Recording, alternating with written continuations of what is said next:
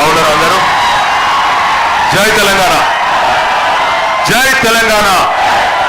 Car గుర్తుకే కేసీఆర్ గారి నాయకత్వం, మాగంటి సునీత గోపీనాథ్ గారి కారు గుర్తుకే. గౌరవనీయులు పెద్దలు, ఈ సోమాజిగూడ డివిజన్ లో ఎన్నికల ప్రచారాన్ని తన భుజ స్కంధాల మీద వేసుకొని పర్యవేక్షిస్తున్న మాజీ మంత్రివర్యులు పెద్దలు మహేశ్వరం శాసనసభ్యులు అక్కా శ్రీమతి సబితా ఇంద్రారెడ్డి గారికి, గౌరవనీయులు పీజేఆర్ వారసుడు మీ అందరికీ ఆప్తుడు తమ్ముడు విష్ణువర్ధన్ రెడ్డి గారికి, మీ అందరి ఆశీస్సులతో కాబోయే జూబ్లీ హిల్స్ ఎమ్మెల్యే 14 నవంబర్ నాడు సోదరి మాగంటి సునీత గోపీనాథ్ గారికి, అట్లాగే ఉప్పల్ శాసనసభ్యులు అన్న బండారి లక్ష్మారెడ్డి గారు, గౌరవ ఎమ్మెల్సీ నవీన్ కుమార్ రెడ్డి గారు, తాండూరు మాజీ ఎమ్మెల్యే రోహిత్ రెడ్డి గారు, అట్లాగే వేదిక పైన ఉన్న గౌరవ శాసన మండలి సభ్యులు మాజీ మంత్రివర్యులు శ్రీ ఎల్ రమణ గారు,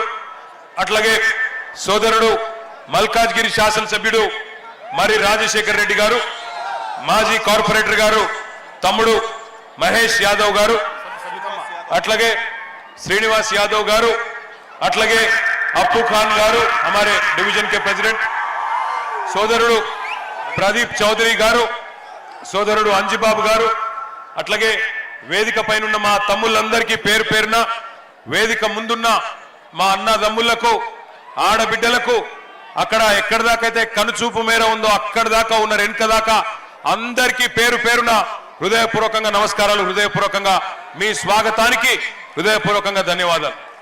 మీ ఉత్సాహం చూస్తుంటే, మీరు ఇవాళ స్వాగతం చెప్పిన పద్ధతి చూస్తుంటే ఖచ్చితంగా గెలుపు పక్కా అయిపోయింది, మెజారిటీ మాత్రమే తేలాలే 14 నవంబర్ నాడు అని అనిపిస్తా ఉన్నది.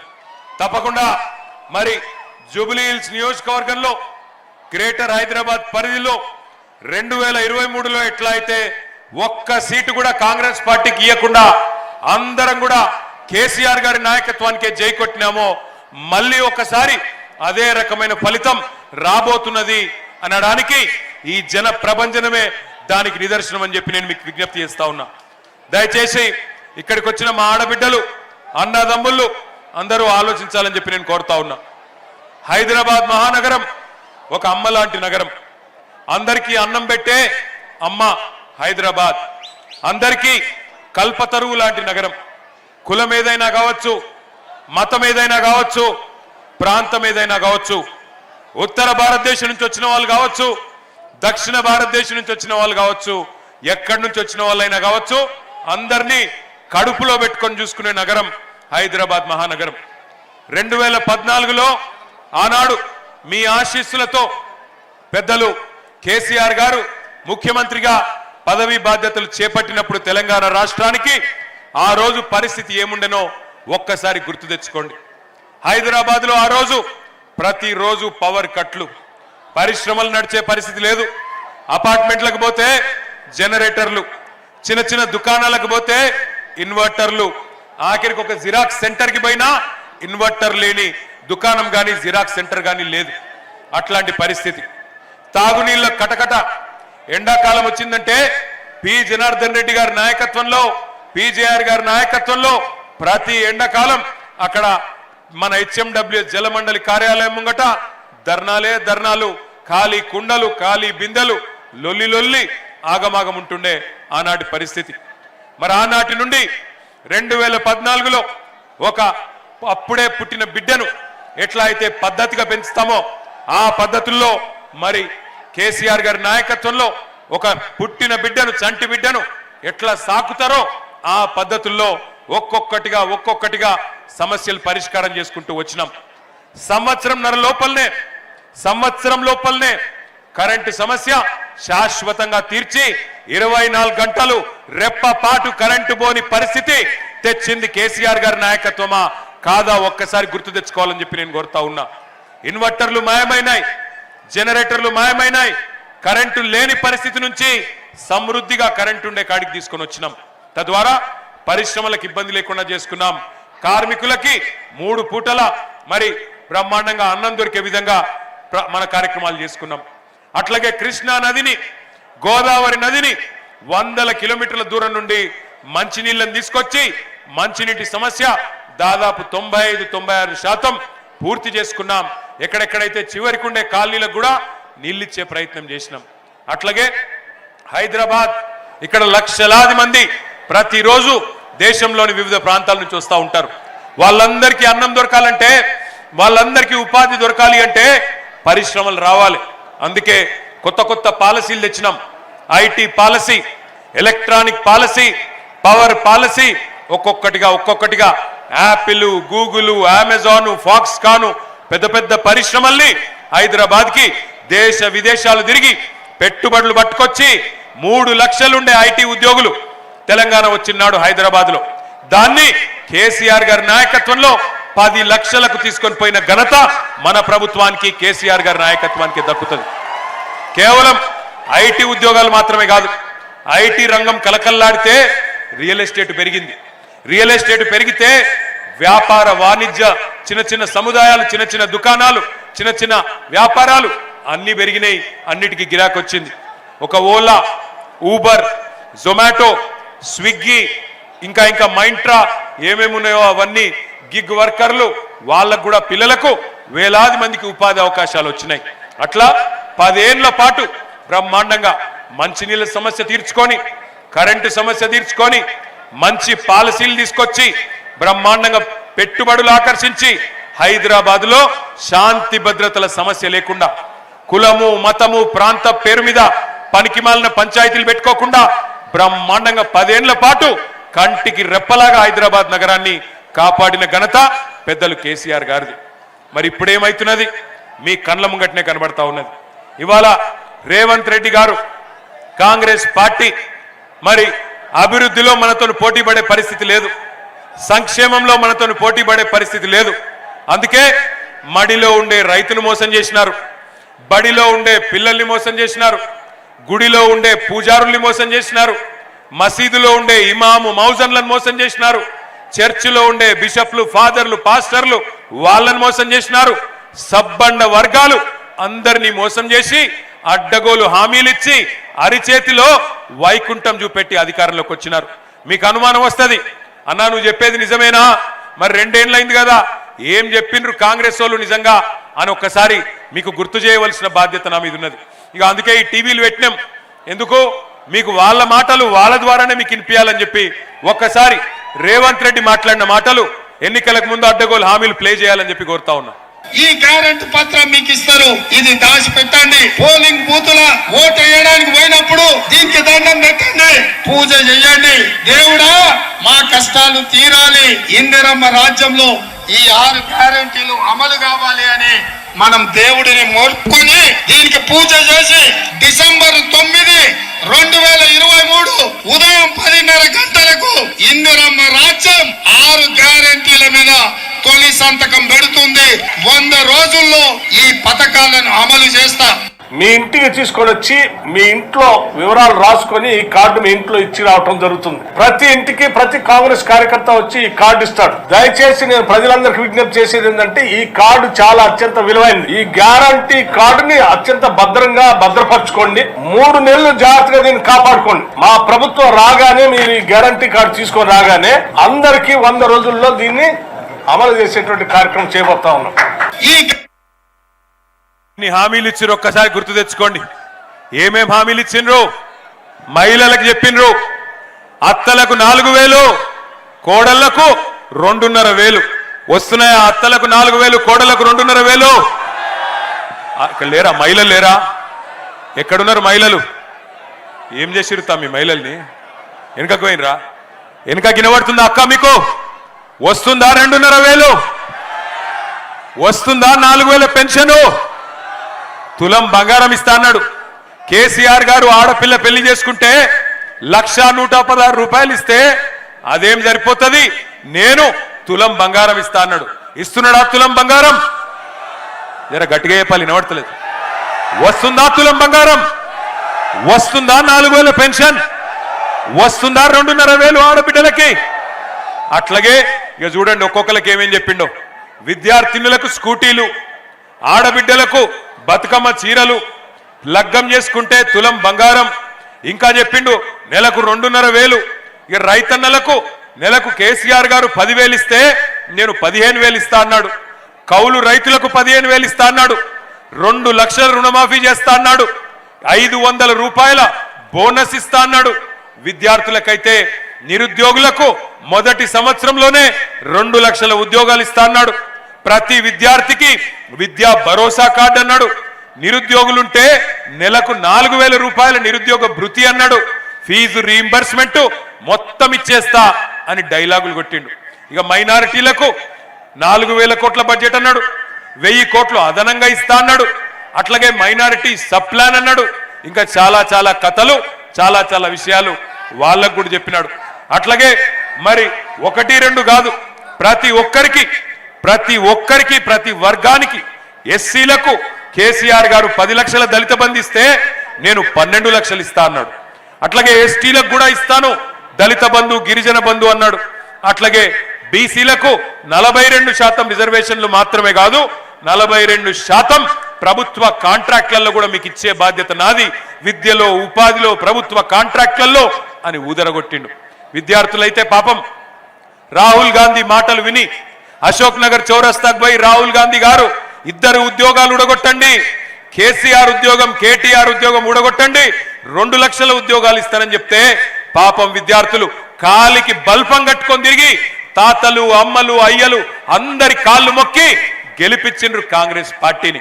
ఇవాళ వాళ్ళే ఇక్కడ మనకు అనుకూలంగా కాంగ్రెస్ కు వ్యతిరేకంగా జూబ్లీహిల్స్ నియోజకవర్గంలో ప్రచారం చేస్తా ఉన్నారు.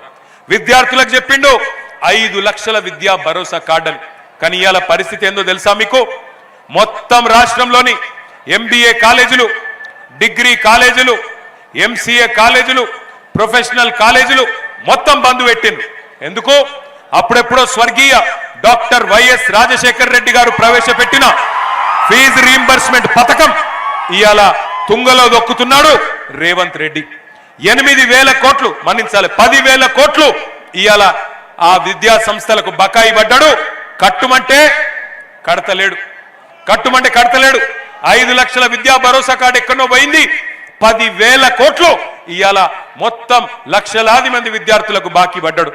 ఎస్సీ, ఎస్టీ, బీసీ, మైనారిటీ, అగ్రవర్ణాల్లో ఉండే పేద పిల్లలు చదువుకోవాలని చెప్పి ఆనాడు అప్పటి కాంగ్రెస్ ప్రభుత్వం రాజశేఖర రెడ్డి గారు స్కీమ్ పెడితే ఇప్పుడు వచ్చిన రేవంత్ రెడ్డి దాన్ని తుంగలో దొక్కుతున్నాడు. 10,000 కోట్లు బాకీ ఉంటే ఇవాళ కాలేజీలో పోయి బాకీ అడిగితే ఏం చేస్తారా, నన్ను కోసుక తింటారా అని ఇవాళ డైలాగులు కొడుతున్నాడు. డైలాగులు కొట్టుడే కాదు, కాలేజీలను బ్లాక్ మెయిల్ చేస్తున్నాడు. విజిలెన్స్ దాడులు చేపిస్తా, నీ మీద కాలేజీల మీద విజిలెన్స్ దాడులు చేపిస్తా, కాలేజీలు మూపిస్తా అని ఇవాళ బెదిరిస్తా ఉన్నాడు రేవంత్ రెడ్డి. 5 లక్షల భరోసా కార్డు ఎక్కడో పోయింది. కాలేజీలకు భరోసా లేదు, విద్యార్థులకు భరోసా లేదు, వాళ్ళ భవిష్యత్తుకు భరోసా లేదు. లక్షలాది మంది తల్లిదండ్రులకు ఇలా కంటి నిండా నిద్రలేని పరిస్థితి తెచ్చిండు రేవంత్ రెడ్డి. ఒక్కసారి ఆలోచించమని కోరుతున్నా. లక్షలాది మంది పిల్లలకు ఫీజు కట్టనోడు జూబ్లీహిల్స్ అభివృద్ధి చేస్తారంటే నమ్ముదామా? లక్షలాది మంది పిల్లలకు ఫీజు రీయింబర్స్మెంట్ ఇయ్యనోడు జూబ్లీహిల్స్ లో అభివృద్ధి చేస్తా ఓటేయండి అంటే నమ్ముదామా? అట్లాగే ఉద్యోగులకు చెప్పిండు కథలు. కొత్త PRC వేస్తా, మీ DL ఇస్తా, కేసీఆర్ ఇచ్చిన దానికంటే ఎక్కువ ఇస్తా అని ఉద్యోగులకు చెప్పిండు. ఇవాళ ఉద్యోగులందరికీ గత 2 ఏళ్లుగా వేధించక తింటున్నాడు. ఒక్క DA ఇయ్యలే, PRC దిక్కు లేదు, ఉద్యోగుల మాట కానీ ఉద్యోగ భద్రత గురించి కానీ పట్టి లేదు. వాళ్ళను కూడా పక్కకు పెట్టిండు. ఆఖరికి ఎంత ఘోరం అంటే ఈ ఎల్లారెడ్డిగూడ ప్రాంతంలో, సోమాజిగూడలో, శ్రీనగర్ కాలనీలో చాలా మంది రిటైర్డ్ ఉద్యోగులు, పెన్షనర్లు ఉంటారు. వాళ్ళ పరిస్థితి ఎంత దయనీయంగా మారింది అంటే ఈరోజు రిటైర్డ్ ఉద్యోగి ఎట్లుంటారు? రిటైర్డ్ ఉద్యోగులు అంటే జీవితం అంతా కష్టపడి పనిచేసి ఆ GPF, గ్రాట్యుటీ, ఇంకా వాళ్ళకి ఏవైతే బెనిఫిట్స్ రావాలనో వాటి కోసం ఎదురు చూస్తూ ఉంటారు. ఒక్కొక్కరికి 30 లక్షలు, 40 లక్షలు వచ్చేది ఉంటుంది. ఇలా అవి కూడా 2 ఏళ్ల నుంచి ఇస్తలేడు రేవంత్ రెడ్డి. పిల్లల పెళ్లిళ్ళు చేయాలి, పిల్లలకు ఎడ్యుకేషన్ లోన్లు ఉంటే కట్టాలి, ఇంటి మీద EMIలు ఉంటే కట్టాలి. పాపం ఎదురు చూస్తూ ఉన్నారు 2 ఏళ్లకెళ్ళి చకోర పక్షి లెక్క చూస్తున్నారు. చూసి చూసి గుండెలాగిపోతున్నాయి ఇవాళ రిటైర్డ్ ఉద్యోగులై. కానీ రేవంత్ రెడ్డి మనసు కరుగుతలేదు. రిటైర్డ్ ఉద్యోగులకు కూడా నేను ఇయ్యపో అంటున్నాడు. ఇవాళ కాలేజీ వాళ్ళు ఫీజు అడిగితే వాళ్ళని బెదిరిస్తాడు. నిరుద్యోగులు ఉద్యోగాలు అడిగితే వాళ్ళని బెదిరిస్తాడు. ఉద్యోగులు డిఏలు అడిగితే బెదిరిస్తాడు. రిటైర్డ్ ఉద్యోగులు బెనిఫిట్స్ అడిగితే బెదిరిస్తాడు. ఇవాళ నేను అడుగుతా ఉన్నా, నువ్వు నడుపుతున్నది సర్కారా లేక నువ్వు నడుపుతున్నది రౌడీ దర్బారా? ఇంతమందిని బెదిరించి ఏం సాధిస్తావు రేవంత్ రెడ్డి అని నేను అడుగుతా ఉన్నా. అట్లాగే నేను ఒక్క మాట మిమ్మల్ని కూడా ఆలోచించమని అడుగుతున్నా. నీతి వాక్యాలు చెప్తున్నాడు రేవంత్ రెడ్డి. నిన్న మొన్న చూసిన నేను ఉద్యోగాల పత్రాలు ఇచ్చే కేసీఆర్ గారి టైంలో పరీక్షలు పెడితే ఈయన పత్రాలు ఇచ్చుకుంటూ పోయి అక్కడ మాట్లాడుతున్నాడు. ఉద్యోగులు మీరు మంచిగా చూసుకోవాలి, తల్లిదండ్రిని చూసుకోకపోతే మీ జీతంలోకి వెళ్ళి 15% కటింగ్ పెడతా అని డైలాగులు కొడుతున్నాడు రేవంత్ రెడ్డి గారు. నేను రేవంత్ రెడ్డి గారిని అడుగుతున్నా, అయ్యా మరి రిటైర్డ్ ఉద్యోగులు వాళ్ళు కూడా నీకు తల్లిదండ్రులు లాంటి వాళ్ళే కదా, వాళ్ళు నీ ప్రభుత్వానికి పనిచేసిన వాళ్ళే కదా, మరి వాళ్ళకి ఇవ్వాల నువ్వేదైతే బెనిఫిట్స్ ఇవ్వకుండా ఆగం చేస్తున్నారో మరి నీ జీతంలోకి వెళ్ళి కూడా కోత పెట్టాలనా లేదా చెప్పాలని చెప్పి నేను కొడతా ఉన్నా. రిటైర్డ్ ఉద్యోగులకు రూపాయి ఇయ్యనోడు, రిటైర్డ్ ఉద్యోగులను పెద్ద మనుషులను పెన్షనర్లను సతాయించేటోడు జుబ్లీహిల్స్ అభివృద్ధి చేస్తాడంటే నమ్ముదామా ఆలోచించమని చెప్పి నేను కోరుతా ఉన్నా. నిన్న మొన్న తిరుగుతున్నాడు జుబ్లీహిల్స్ లో, ఇన్ని రోజులు ఏదో ఉద్ధరించినట్టు ఇప్పుడు ఉద్ధరి మాటలు చెప్తున్నాడు రేవంత్ రెడ్డి. ఒక్క ఛాన్స్ ఇవ్వండి, ఒక్క ఛాన్స్ ఇవ్వండి అని బతిమలాడుతున్నాడు. నీకు ఒక్క ఛాన్స్ ఇచ్చినందుకే కదా రాష్ట్రాన్ని దివాలా తీయించినావు. నీకు ఒక్క ఛాన్స్ ఇచ్చినందుకే కదా 700 మంది రైతులు ఆత్మహత్యలు చేసుకున్నట్టు చేసినావు. నీకు ఒక్క ఛాన్స్ ఇచ్చినందుకే కదా 161 మంది ఆటో డ్రైవర్లు ఆత్మహత్యలు చేసుకునే పరిస్థితి తెచ్చినావు. నీకు ఒక్క ఛాన్స్ ఇచ్చినందుకే కదా కేసీఆర్ గారి టైంలో అద్భుతంగా నడిచిన 1000 గురుకుల పాఠశాలలు ఇవాళ మూలకు పడే పరిస్థితి తెచ్చినావు. నీకు ఒక్క ఛాన్స్ ఇచ్చినందుకే కదా 100 మంది గురుకుల విద్యార్థులు ఆత్మహత్య చేసుకునే పరిస్థితి తెచ్చినావు. నీకు ఒక్క ఛాన్స్ ఇచ్చినందుకే కదా ఇవాళ హైదరాబాద్ లో రియల్ ఎస్టేట్ నాగం చేసినావు. ఇవాళ నీకు ఒక్క ఛాన్స్ ఇచ్చినందుకే కదా హైడ్రా పేరు మీద మొత్తం బస్తీలలో ఉండే ఇండ్లు గులగొడుతున్నావు. నీకు ఒక్క ఛాన్స్ ఇచ్చినందుకే కదా రాష్ట్రం ఇవాళ ఉరుకులు పరుగుల మీద పెరుగుతున్న రాష్ట్రాన్ని ఆఖరి స్థానంలో నిలబెట్టినావు. గుర్తు తెచ్చుకోమని నేను కోరుతా ఉన్నా. ఇందిరమ్మ రాజ్యం, ఇందిరమ్మ రాజ్యం, నా కోట్లేయండి, నా కోట్లేయండి అని చెప్పి, తులం బంగారం అని చెప్పి, నెలకు 2,500 అని చెప్పి, 4,000 పెన్షన్లు అని చెప్పి, వికలాంగులకు 6,000 పెన్షన్లు అని చెప్పి అందరినీ మోసం చేసి ఆఖరికి ఇందిరమ్మ రాజ్యం అంటే ఇండ్లు గులగొట్టుడే ఇందిరమ్మ రాజ్యం అన్నట్టు దుర్మార్గంగా వ్యవహరిస్తున్న మాట వాస్తవం కాదా? ఒక్కసారి మీరు కూడా చూడండి ఏ రకంగా హైడ్రా భూతం ఇవాళ గరీబోళ్ళ ఇండ్లు గులగొడుతున్నదో ఒక్కసారి చూడమని చెప్పి నేను కోరుతా ఉన్నా.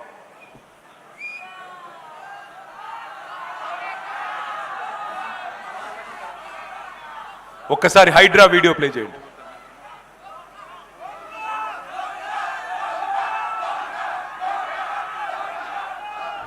ఇచ్చేది వాళ్ళు, కూల్చేది వాళ్ళు, చంపేది కూడా వాళ్ళైతే బాగుంది. చంపేయండి వదిలిపోద్ది. చెప్పు సార్, నన్ను కొట్టి చంపేసే సార్, ఇక చంపేయండి సార్.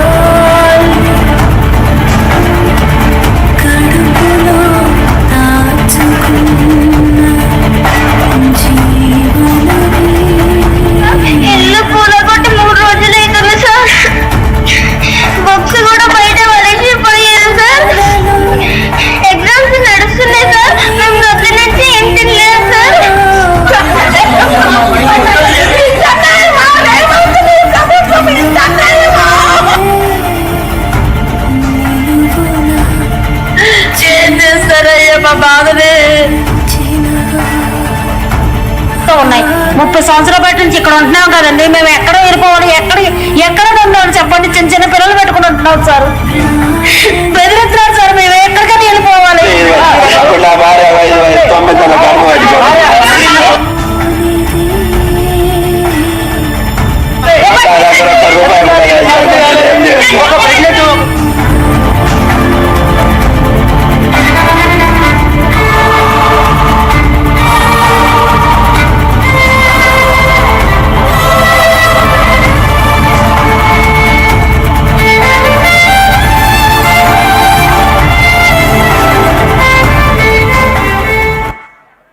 నేను ఒక్క మాట దయచేసి ఆలోచించమని అడుగుతున్నా. మీ కళ్ళతో మీరే చూసింది. గరీబోళ్ళనేమో ఇంట్లల్లో ఉండేటోళ్ళను గుంజుకొచ్చి బయటికి గుంజుకొచ్చి బుల్డోజర్తో ఇల్లు కొట్టి పారేస్తున్నారు. ఆఖరికి పిల్లలు పుస్తకాలు తీసుకుంటాం, వాటర్ బాటిల్ తీసుకుంటాం అంటే కూడా మెడలు పట్టి నూకి వాళ్ళని ఏడిపించుకుంటా బయటికి గుంజుకొచ్చి ఇవాళ ఈ పరిస్థితి తెచ్చింది. 2 ఏళ్ళైంది ప్రభుత్వం వచ్చి. నేను ఒక్క మాట అడుగుతున్నా, గరీబోళ్లకు మాత్రమే ఉంటుందా హైడ్రా? గరీబోళ్ళను మాత్రమే కొడుతుందా హైడ్రా బుల్డోజర్? పెద్ద పెద్దోళ్ళను కొట్టదా? రేవంత్ రెడ్డి అన్న దుర్గం చెరువులో ఆయన ఇల్లున్నది, దుర్గం చెరువు FTL లోపల ఉన్నది, దాన్ని మాత్రం పోదు హైడ్రా. పట్నం మహేందర్ రెడ్డి ఇల్లు తాలాబ్ మధ్యలున్నది, అక్కడికి మాత్రం పోదు హైడ్రా.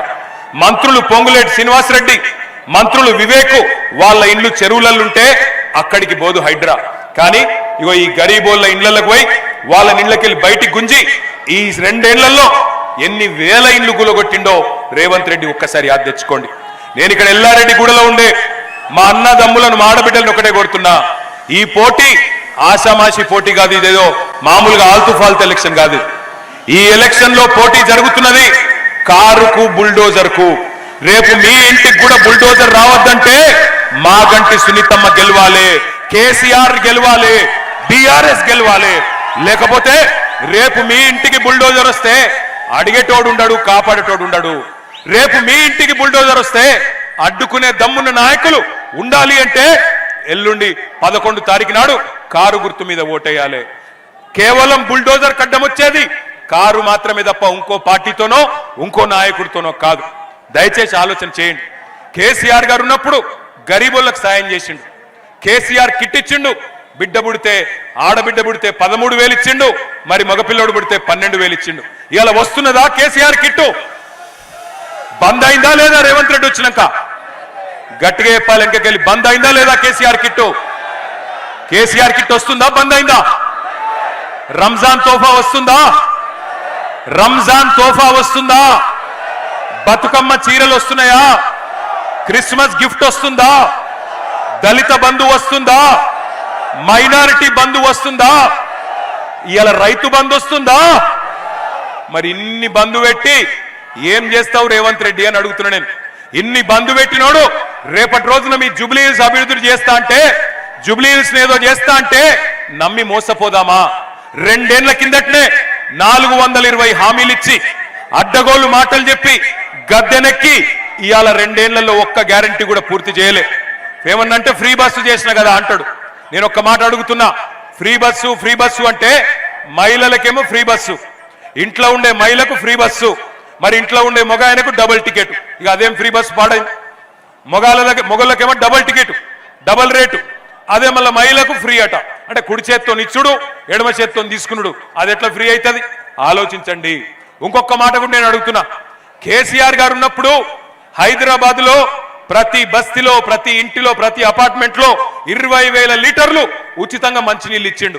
ఇవాళ అదే మంచినీటికి రేవంత్ రెడ్డి ప్రభుత్వం వచ్చినాక బిల్లులు వస్తున్నాయా లేవా? బిల్లులు వస్తున్నాయా లేవా? వస్తున్నాయా లేవా?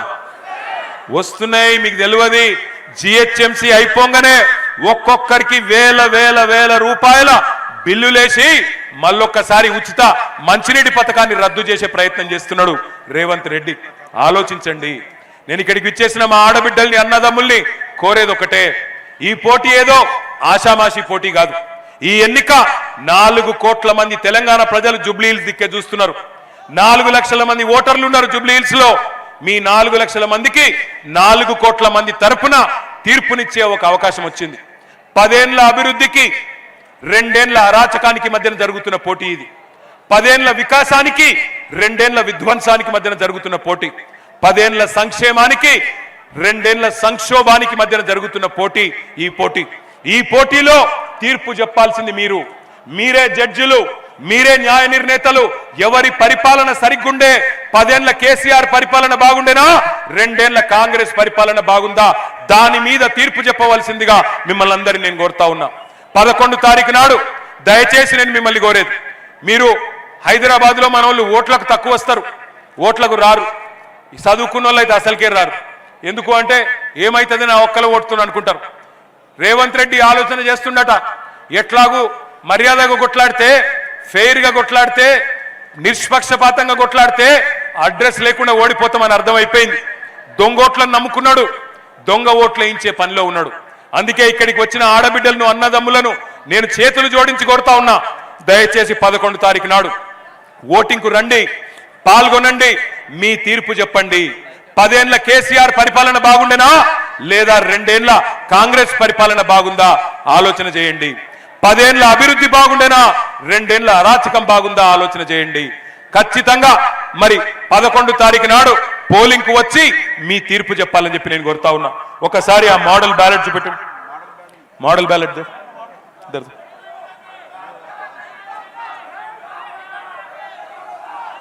ఇగో బ్యాలెట్ ఇట్లా ఉంటది. 4 డబ్బాలు ఉన్నాయి. ఆ 4 ఇట్లా మొదటి బ్యాలెట్ల మొదటి ఈవీఎంలో 3వ నంబర్లో కారు గుర్తున్నది. మాగంటి సునీత గోపీనాథ్ గారి కారు గుర్తున్నది. तीसरे नंबर पे है कार, तीसरे नंबर पे है कार, थोड़ा कस के बोलना, बाकी सब बेकार. तीसरे नंबर पे है कार. వినబడతలేదు. రేవంత్ రెడ్డి పక్కన రేమత్ నగర్ ఉన్నాడు, గట్టిగా వినబడాలి. तीसरे नंबर पे है कार. వెనకకెళ్ళి సౌండ్ వస్తలేదు. तीसरे नंबर पे है कार. 3వ నంబర్ మీద కారు ఉన్నది, మిగతా అన్ని బేకారు. కాబట్టి దయచేసి 11 తారీఖు నాడు మీరందరూ కూడా ఆలోచించి మళ్ళీ తిరిగి కేసీఆర్ గారి పరిపాలన రావాలి అంటే జూబ్లీ హిల్స్ నుండే మన జైత్రయాత్ర మొదలు కావాలి. జూబ్లీ హిల్స్ లో మీరిచ్చే మెజారిటీతో కాంగ్రెస్ కు మైండ్ బ్లాంక్ అయి దిమ్మ తిరిగే విధంగా కుర్చీ మడత పెట్టి ఏం చేయాలో మీకు తెలుసుగా. జై తెలంగాణ, జై తెలంగాణ. కారు గుర్తుకే, కారు గుర్తుకే, మాగంటి సునీత గోపీనాథ్ గారి కారు గుర్తుకే. జై తెలంగాణ, జై తెలంగాణ. పక్కనా ఇక బొమ్మంటారా, చూసుకుంటారా మీరు? Thank you. జై తెలంగాణ. Good night. भैया देख लेंगे